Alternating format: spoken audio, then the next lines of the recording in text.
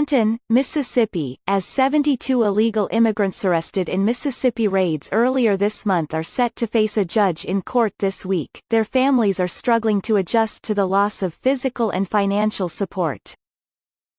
In Canton, Miss, Father Mike O'Brien and his parish at Sacred Heart Catholic Church operateas a makeshift crisis center for dozens of families with members who were swept up in the U.S. Immigration Customs and Enforcement ICEraids at 3 local chicken processing plants in early August.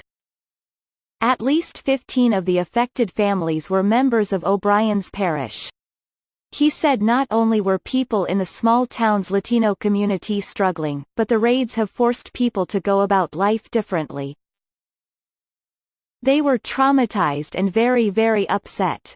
And very much afraid. O'Brien explained. People are needing assistance. We're trying to stabilize. Help people survive. O'Brien, whose parish is a mix between white and Latino, said the church had taken in thousands of dollars in donations from around the country. Donations were so plentiful that clothing, diapers, soap and food filled 2 rooms in a building on the church's property and made it nearly impossible for O'Brien and others to walk around freely. Some of it has already been dispersed to families in need, but O'Brien said he fully expected the Emergency Crisis Center to get much busier in the coming days and weeks, as funds dry up for families who had lost ways to support themselves. It's going to be hard to pay rent. It's going to be hard to pay utility bills. It's going to be hard to buy food. O'Brien said. Then there's the uncertainty of what's going to happen. Mike Hurst, of the United States Attorney's Office for the Southern District of Mississippi, told Fox News in a statement that the 72 illegal immigrants facing a judge this week were indicted on a range of charges, including fraudulently using a Social Security number to falsely claiming to be a U.S. citizen. The list of detainees includes the wife of Augusto Lopez Coronado, who said he and his wife have been living in the United States without proper immigration documents for nearly 2 decades. He said his wife was caught up in one of the 3 ICE raids that targeted the chicken processing plants she worked at in Mississippi and has been jailed in a Louisiana prison since. I've been here 19 years. I don't have a police record or anything.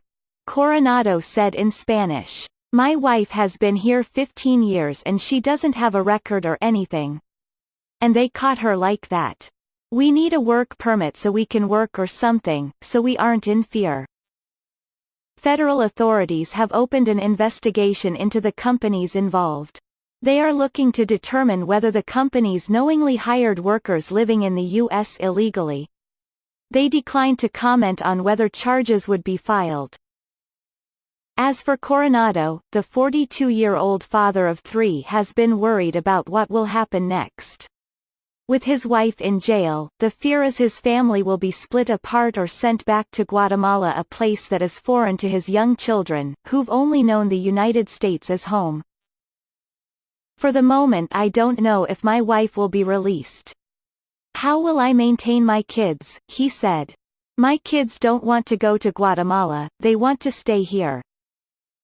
Back at the church, Father O'Brien said he doesn't know exactly when the church's assistance will end and he is willing to help for as long as his community needs him.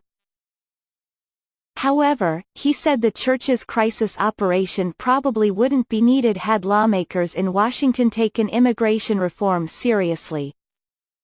Why can't the political parties sit down, respectfully, and just have a good conversation about this? Leave the politics out of it, he said. How can we solve it?